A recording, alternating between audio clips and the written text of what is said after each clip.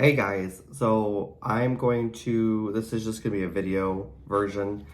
We are going to have you look at the lecture deck that I put on Canvas. So just follow along with me and we're going to go through the informative speaking lecture.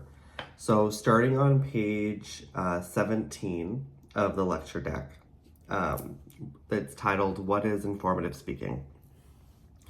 So the thing about informative speaking is that it's a form of speech, it's a type of speech, and it's very common. So when you think of informative speaking, think of infomercials or informational pamphlets, okay? That's a form of informative speaking. Informative speaking occurs in many different professions. So it's not like only in public speaking or in like politician work. It's very much in many different positions. So informative speaking, if you boil it down, is literally providing information. That's all it is. You are providing information to a group of people and they get to decide what they do with that information. So the reason why I'm specifying that is because on the next page, so now scroll down to page 23. So in informative speaking, there are 3 steps to evaluate a situation to determine if an informative speech is appropriate. The first one is during an informative speech, we should be balancing challenges. So we should be balancing the idea that we're presenting, the thing that we're speaking on. We should balance that to make sure that challenges aren't happening. So we'll get to what that means in a little bit. We should also be reducing controversy. So there shouldn't be opinions put in here. It should be based on fact. And lastly, we should try to increase credibility. Okay? So now I want you guys to scroll to page 28. It says balancing challenge at the top, and it says balancing your speech's level of challenge. So what we want to do in an informative speech is we want to extend the audience's knowledge of a topic. So let's say we were talking about how beneficial apples are to your health, okay? We can provide a lot of information and we can actually extend the audience's information and knowledge of how beneficial apples are to your health, okay?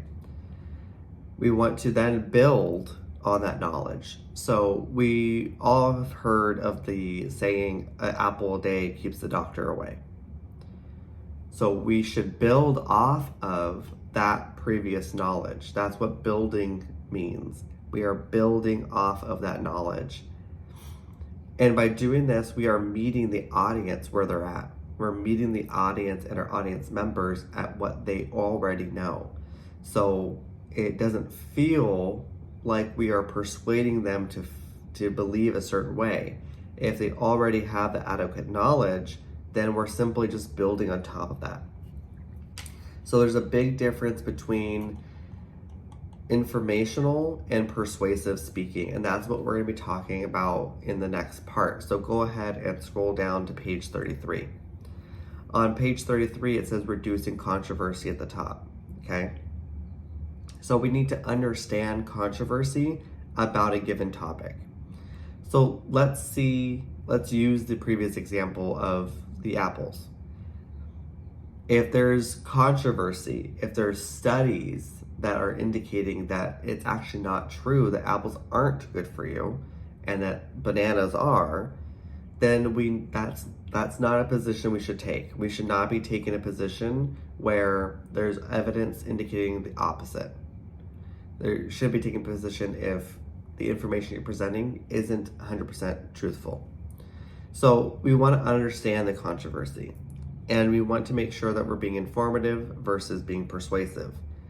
So make sure you're not using words like you should or words like this is more beneficial than this, because that is persuasive, okay?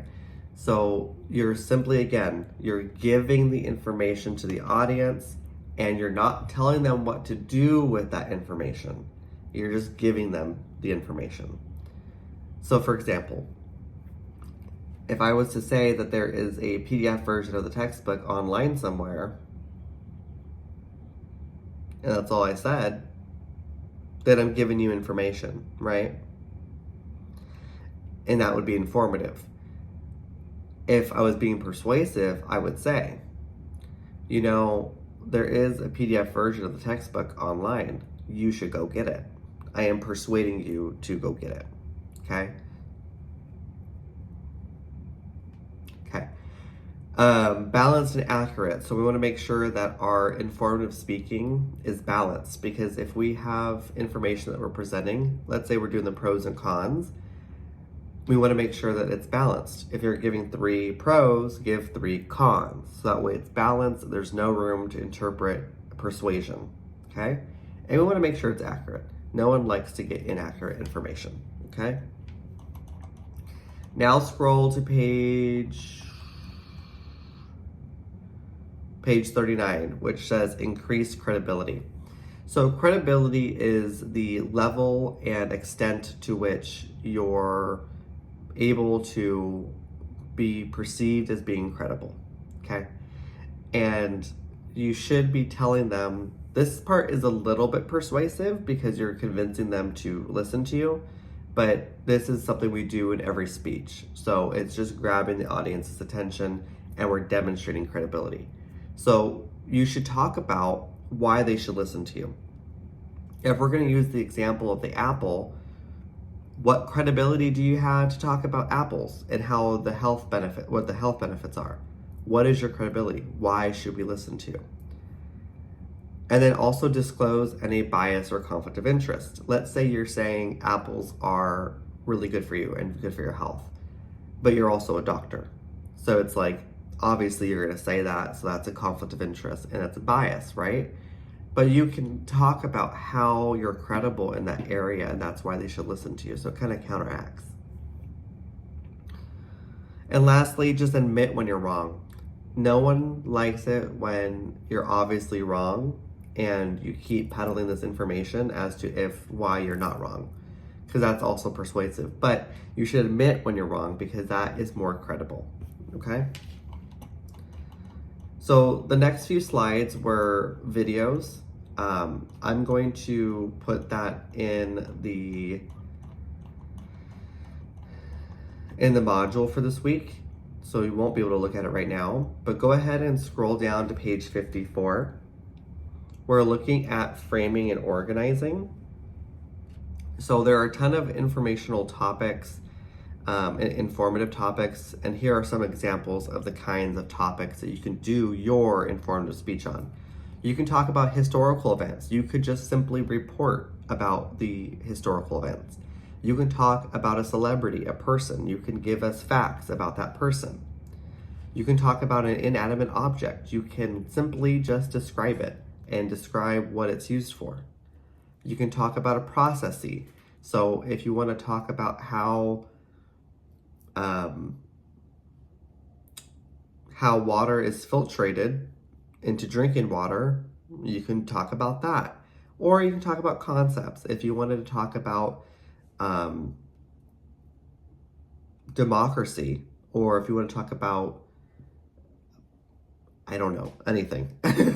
Anything that has to do with the concept. If you're simply just reporting information, then that is what you can do your speech on, okay? So these are just some ideas to get your ideas flowing. Remember, we do have your proposals due this week on Sunday. So let's make sure that we are paying attention to this part and making sure that we have that taken care of.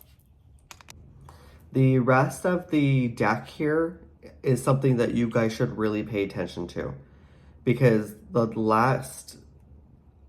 rest of the deck gives you examples of different topics within those topics I just gave you. And it also tells you a brief, rough outline of how you can organize your speech.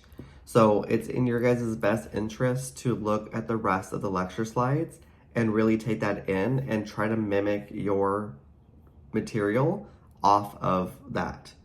So for the proposals, I want you to focus on the thesis sections of the rest of that lecture deck, okay? So this is a very short lecture. It's very simple. You're simply just reporting information. You're reporting information to an audience. You're not adding any action words. You're not saying you should do this or you should do this or this is better than that because of these reasons. You should not be doing that. You're simply just reporting information to an audience, okay? Let me know if you guys have any questions. We just had office hours yesterday, so if you have any questions, just make sure to send me an email and I'll get back to you as soon as I can. And I'll see you guys next week. Bye.